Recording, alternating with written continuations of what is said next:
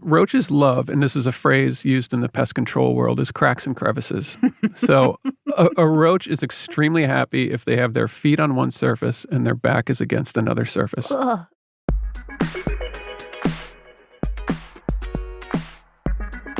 I'm Christine Sear-Clisette. I'm Kyra Blackwell. I'm Rosie Guerin, and you're listening to The Wirecutter Show.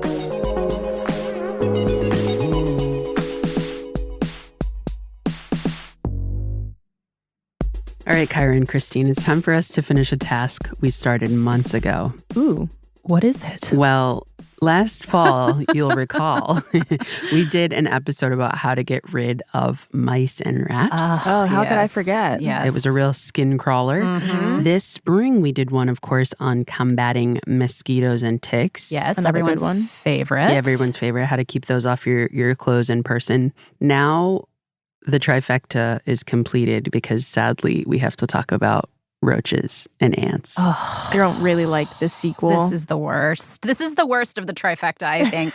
Have y'all dealt with them? You both live in New York. I've had them, but not like roach infestations. I've never had that problem. I have. Ugh. Sure, I sure have too. I have. This is my second apartment in New York many, many years ago. We had a friend over who came out of our bathroom white as a ghost. And she was like trembling, said that she found a giant roach on the head of one of our toothbrushes. I thought we were never going to see her again. It's horrible. Well, okay. Obviously, a roach infestation is disgusting. Mhm. Ants are pretty bad too. Ants are gross Yeah. too. Yuck, These yuck, are yuck. not fun problems to have. And sometimes the solution is pretty simple, just clean up. But sometimes the answer is not so simple. Sometimes it's like pervasive. It's really hard to take care of. And so today we are going to call our favorite pest management expert, Wirecutter's senior staff writer, Doug Mahoney, who has also shared with us how to get rid of other creepy, crawly things in your home. If you're a regular listener of the show, you probably already know Doug, and you might also remember that he lives on a hobby farm in New Hampshire where he has combated rats in his barn, where he's contracted Lyme disease 5 times from ticks, and he's tested all kinds of bug repellents. Doug's going to fill us in on what works and when you should just call it quits and actually call a pro. Because if you're not careful, you can make an ant or roach infestation much worse. This poor guy has seen it all. He really has. We'll take a quick break, and when we're back, we'll get into the first steps you should take if you see ants or roaches in your home. We'll be right back.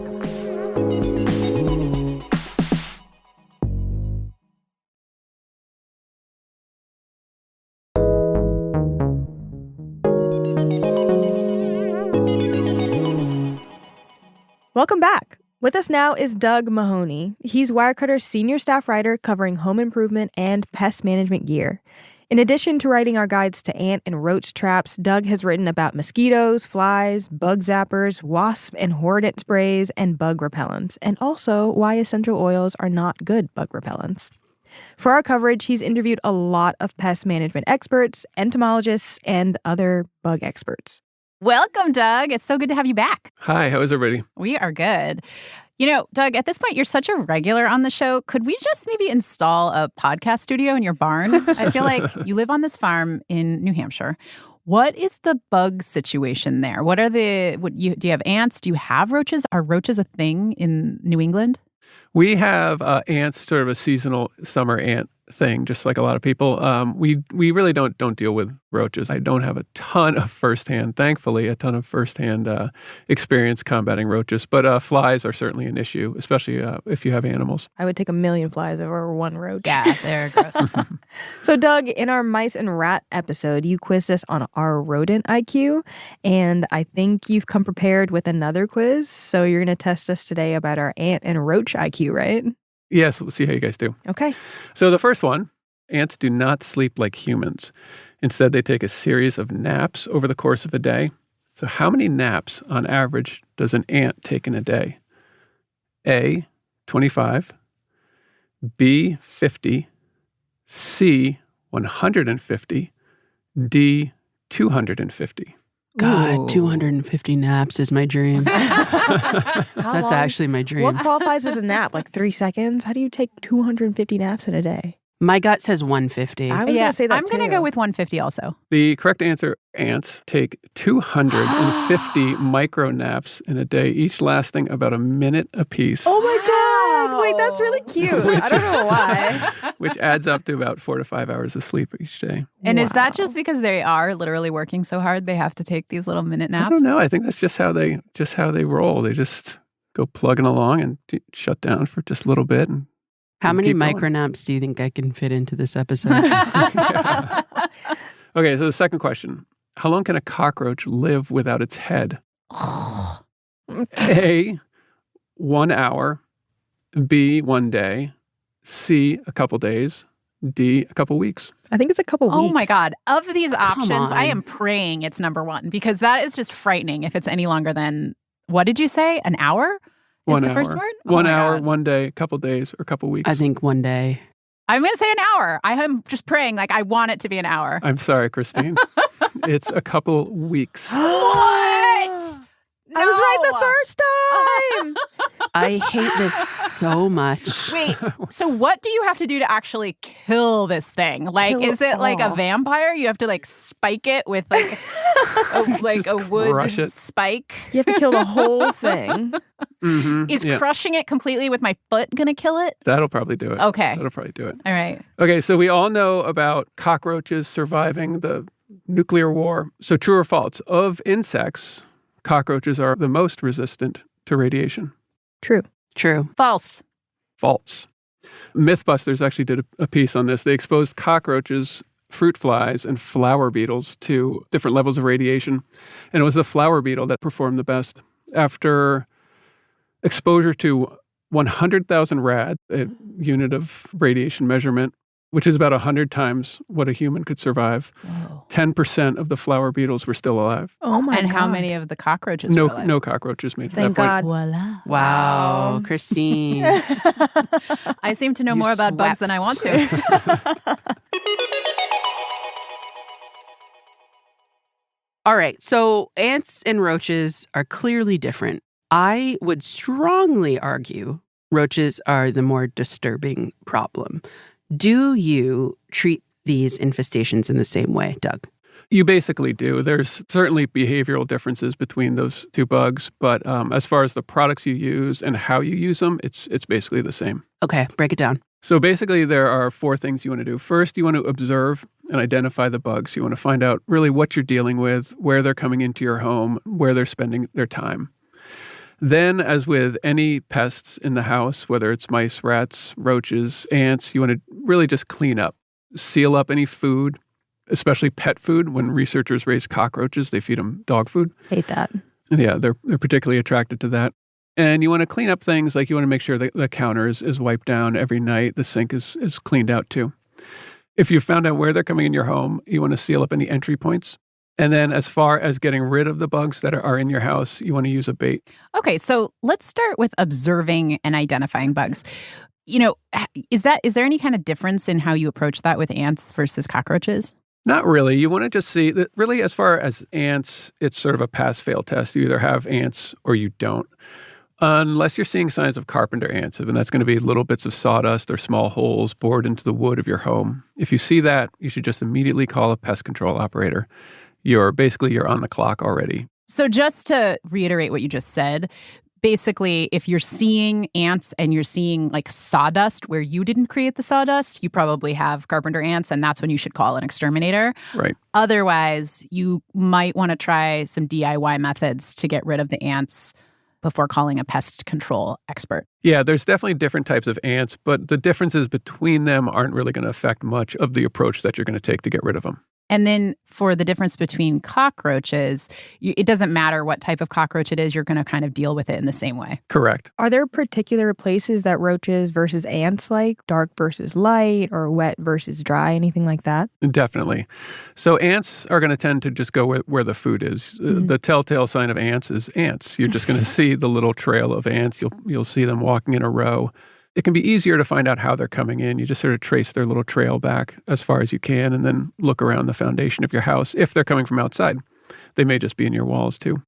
Roaches, on the other hand, roaches love, and this is a phrase used in the pest control world, is cracks and crevices. So a roach is extremely happy if they have their feet on one surface and their back is against another surface. You want to look for them in like tight little spots. So like right between like the stove and the cabinetry, like a little nook like that. They love being around the refrigerator, because the fridge actually provides a good water source too, because there's condensation from the compressor unit, or maybe the gasket on the fridge door isn't really tight, so there might be some condensation there. Cockroaches, they love cardboard too. They raise them in cardboard when they raise them in labs. Why is that? Well, because it just provides so many of these little crooks and nannies. Little cracks and crevices, yeah. All right, so Doug, how many bugs, in this case maybe roaches, indicates a problem? If you see one, do you have an infestation? If you see one ant, does it mean you have more ants? What's the guidance there? Yeah, I would say if you have one ant, if you see one ant, you should start thinking about doing something about it. Ants really don't operate on an individual basis. So you're not going to have just one, and roaches do not live in a colony the way ants do. But still, even if you have one roach, I think it's worth dealing with. This might be an old wives' tale, but I have been told as a city dweller that if I see a really big cockroach, it's not as big of a problem as if I see a little tiny cockroach. I've also heard this. Really? I've also heard this, but I knew even while I was being told, I knew it was like a thing that they tell you so that you can sleep at night. Is it? I mean, Doug, is it? I don't know. I haven't heard that. You've not heard that. So I think that's something that you would hear. Yeah, I've been told, like, I had a friend who had a really bad roach infestation in their apartment, and they had all these tiny little roaches, and it wasn't like big ones. It was just like a bunch of little ones. I've lived in a roach-infested apartment before, and I can corroborate that. They're always the small ones. I have also lived in a roach-infested apartment, and they were small, and they were medium, and they were big. Oh, well, lucky you. My poor brother, his old house, they were big, and they were bigger, and they were biggest. And it was an infestation, so I don't know if I buy that. I like this idea of like the individualist roach. Oh yeah. Yeah, the Ralph Waldo Emerson. Okay, so once you figured out how the bugs are getting in and what you're dealing with, then I'm guessing it's time to clean, because that usually seems to be the right answer. This is also an important step in getting rid of rodents, but what's more important here?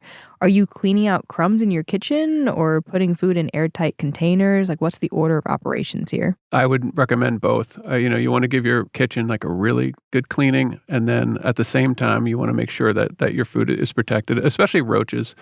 If you keep like a little honey jar on your counter, that's going to be highly targeted by ants. So I would find a new way to store that. To this cleaning point, going back to my friend who lived in this roach-infested apartment, they kept things really clean and they could not get rid of this problem. After a while, they discovered that their landlord was keeping all of the yard trimmings in the basement, and it was just creating this area for all of these roaches to just chow down. So keeping things clean in your entire home is kind of key here, right? Yeah, and that's the difficulty with living in an apartment or a condo. You're only as good as the entire structure, really. Yeah. What do they eat, or what do they like to eat? You mentioned dog food is what they feed them when they're growing them in a lab, but are they going to essentially eat anything and drink any water source they can find? Yeah, ants typically have more of a sugar diet. It can change over the course of a year, but during the summer, ants typically have a sugar-based diet, and they may switch to more of a protein-based diet in the colder months, but roaches are more consistently a protein-based diet. They're little weightlifters. They are. And then what about water? I mean, you mentioned the refrigerator. Is this also why you're finding roaches in and by a sink and in and by a shower tub and drain, that kind of thing? Yeah, roaches, they can go quite a while without eating. I think they can go weeks without eating, but they can only go a few days without drinking. So they're going to definitely focus in on a water source, which, again, like I said, it's why refrigerators provide a good opportunity for them, because they not only get those small cracks and crevices, but they typically can get water there too. But what about your sink? Like, when you finish doing the dishes at the end of the night, are you supposed to wipe it down dry too? Like, how do you keep them out of sources like that? You could try and do that. I mean, you just really got to do the best you can. I mean, if that means squeegeeing down your sink, I guess you could give that a shot. Yikes. So the next step is to seal up holes. What is the best way to do that? Well, the best way to do that, like I said, with ants, if you can often find the trail of ants and you can sort of trace it back, maybe if you're lucky, to where they're getting in the house. It's a matter of going around the outside of your house, looking at the condition of your foundation, usually where the framing, where the wood meets the foundation, there can be gaps there. Or if you have a fieldstone foundation, like I do, that actually can be very, very difficult to patch up. But you want to just take some heavy-duty caulk and just kind of fill the holes best you can. A good silicone caulk will be good, especially if it's on the outside of your house. That's going to provide more flexibility for the freeze and thaw, expansion, contraction that your house goes through. So to recap, what you're going to want to do here, and it goes for roaches, this goes for ants, observe what the bugs are, identify them, and identify where they're coming from. Find where they're coming into your home, where they're spending their time. At least you will know the source, and this can be much easier said than done, but that's kind of going to be your first step. The second step, clean up. Clean, clean, clean. Food, put food away, airtight, seal it. Seal up your cracks that you can see. And finally, what you're going to want to do is use a bait. We're going to get into that with Doug after a break. And we'll also ask about why people should avoid certain pest treatments and if it's time to stop faffing about and call a pro. We will be right back.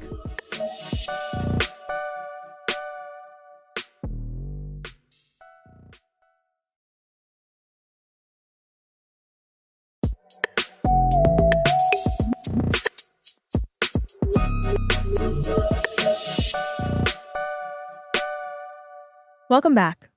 Doug, before the break, we talked about the first steps in combating an ant or roach infestation, but now let's talk about bait traps, which is what you'd recommend for both ants and roaches, right? So what exactly is a bait trap and how does it work exactly? So a bait is a mixture of food and a slow-acting poison. And the theory behind it is that in the case of ants specifically, they'll collect the food and then they bring it back to the colony and they distribute it. So that ultimately kills all the other ants and then eventually the queen.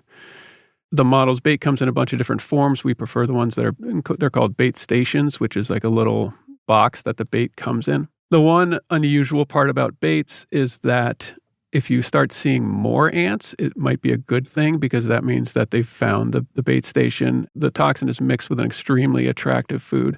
So once they find it, they'll just usually start lining up to get at it. Oh, poor little guys. And so roaches, like I said, they don't live in colonies, but they share the bait amongst themselves using other ways. So what roaches will do is roaches might vomit and another roach will eat it.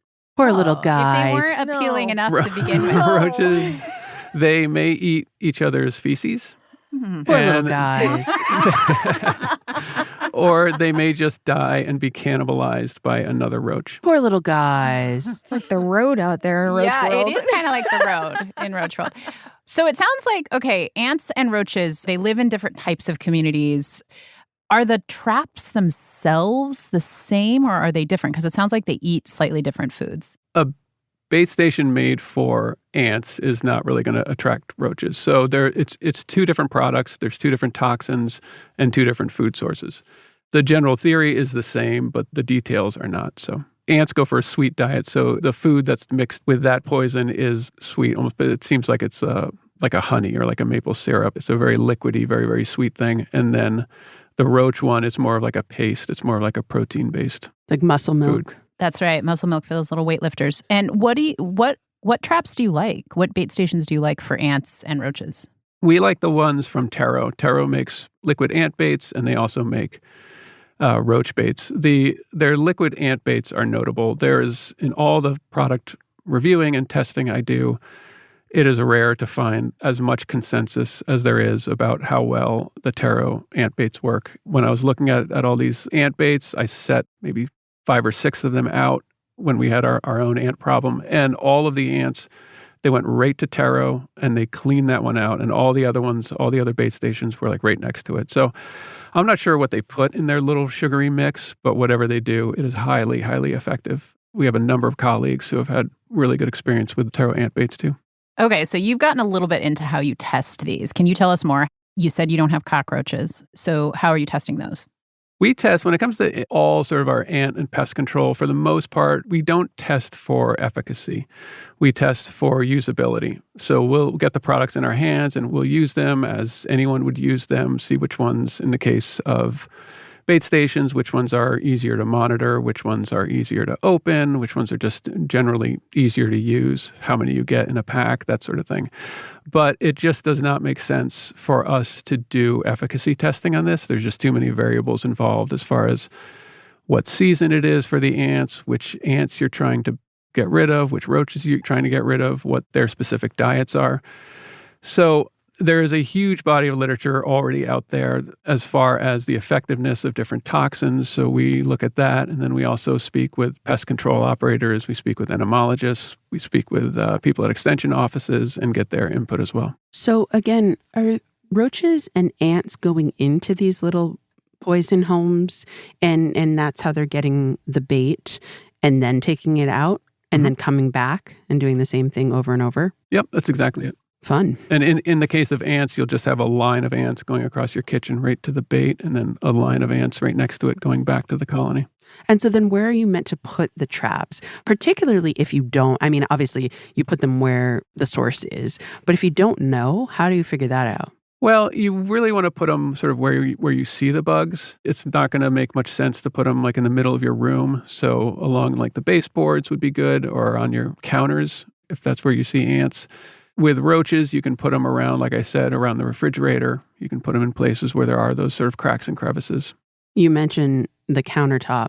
Do these bait traps pose any risk to kids or any risk to pets? Should people be careful where they're placing them for those reasons? Well, as with any of, handling any kind of toxin, you definitely want to be aware with kids and pets. I will say the ant baits, their active ingredients is borax, which is commonly used as a laundry detergent.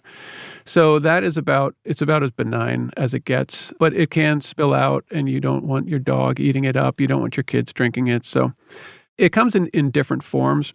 We like the bait stations because it's a little more contained.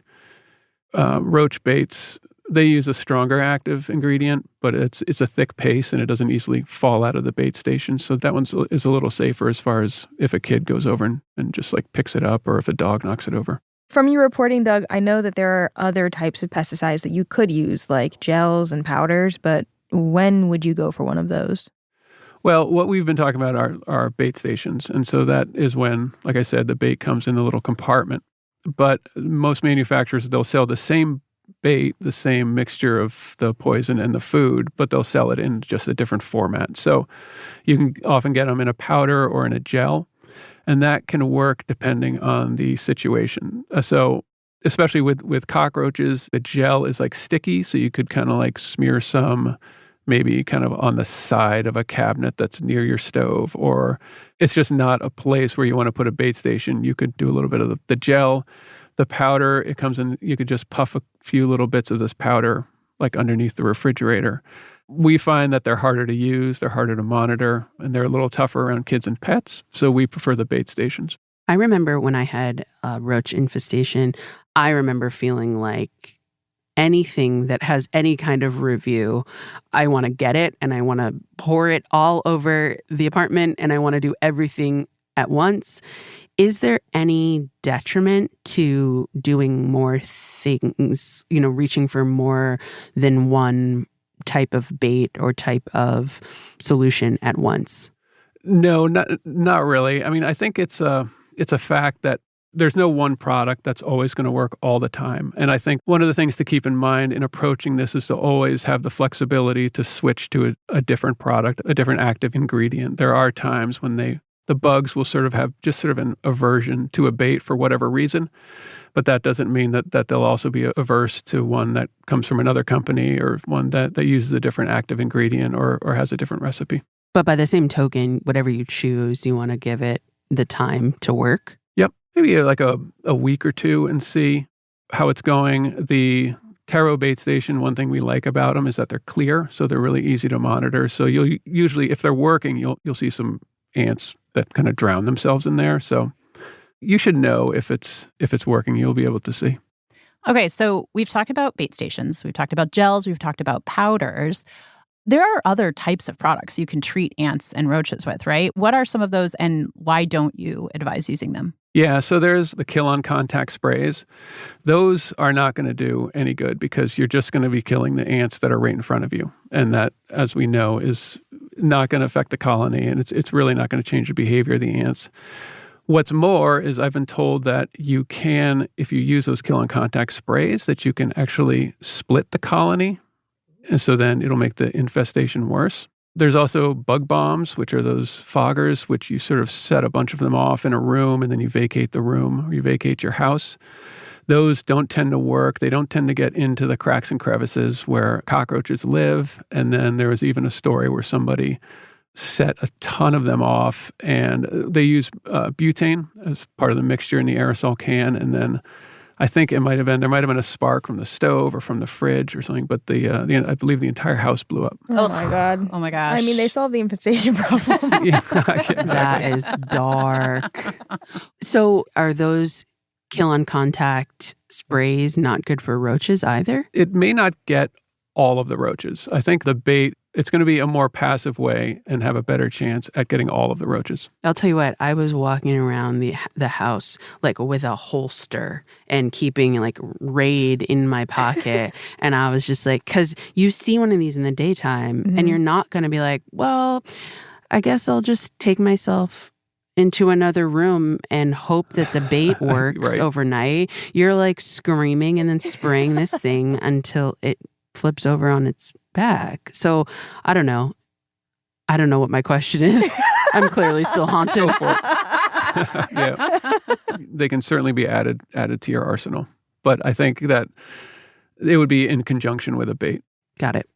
So, Doug, on TikTok, I sometimes see quote-unquote non-toxic ways people can deal with bug problems, like things like tea tree oil, vinegar, and I even saw something called diatomaceous earth, which is like this white, chalky substance made from fossilized sea creatures.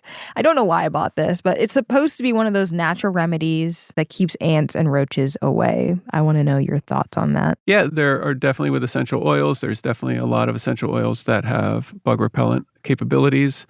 The problem with essential oils is that their effectiveness does not last very long. Diatomaceous earth can be very effective. It's a very, very, very fine powder. It's often just sort of like a messy alternative to deal with. They have to actually walk through it and get it on their bodies for it to work. It's just a little trickier. I know anecdotally there's a lot of people who swear by diatomaceous earth, and I'm sure that it works to a certain degree. I believe it dries them out. But again, it's just sort of a messier option where I think a bait is probably a little just easier to deal with.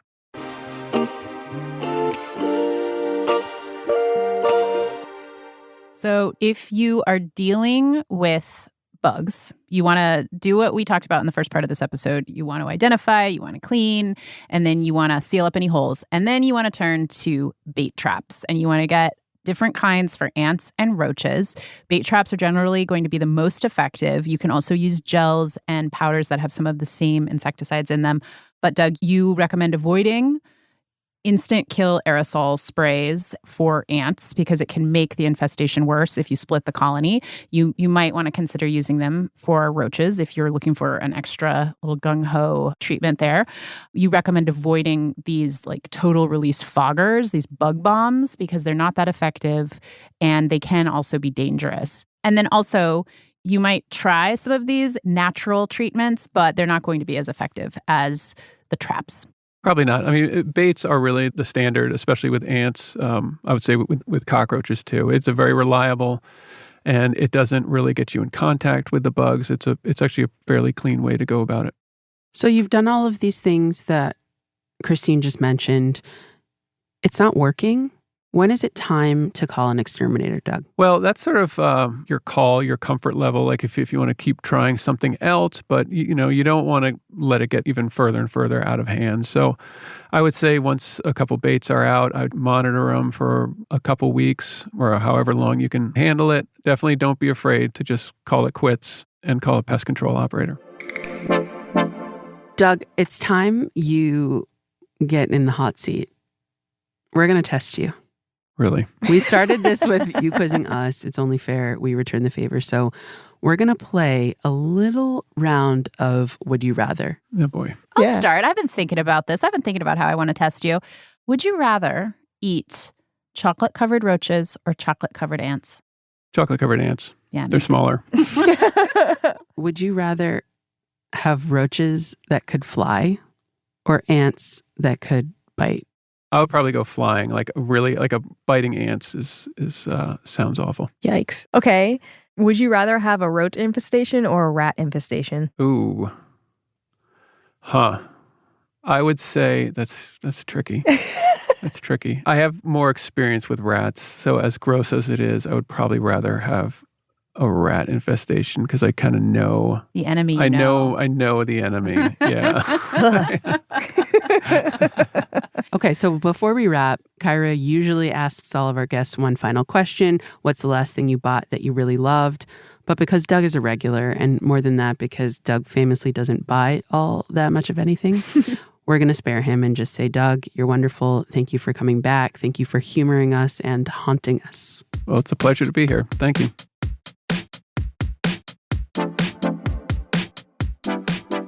Well, that was thoroughly disgusting. Yuck.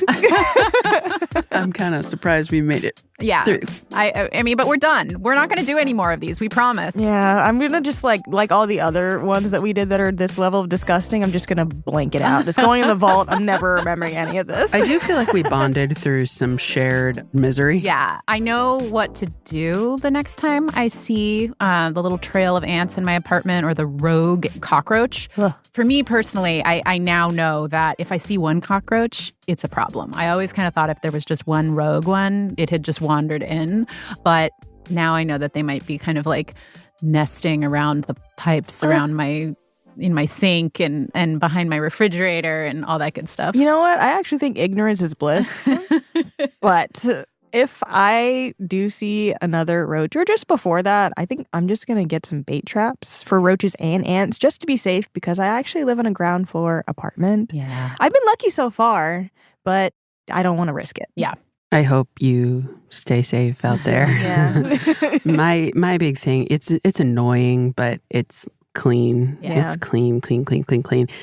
Having said that, when I had the roach problem, and actually I had an ant problem too in a previous apartment, we cleaned and it didn't make a difference and we had to call a professional. So don't be a hero. That's right. If it's not working, call someone for help. That's right. Give it like a week or two with your bait traps and then call the pros. If you want to find out more about Wirecutter's coverage, or if you want to check out Doug's reporting, head to our website. You can also have a look at our show notes. That's it for us. Sorry for creeping y'all out. See ya. Thanks for listening. Bye. The Wirecutter Show is executive produced by Rosie Guerin and produced by Abigail Keel. Engineering support from Maddie Mazziello and Nick Pittman. Today's episode was mixed by Katherine Anderson. Original music by Dan Powell, Marian Lozano, Alicia Baitup, and Diane Wong. Wirecutter's deputy publisher is Cliff Levy. Ben Fruman is Wirecutter's editor-in-chief. I'm Kyra Blackwell. I'm Christine Cyr-Clisette. And I'm Rosie Guerin. Thanks for listening.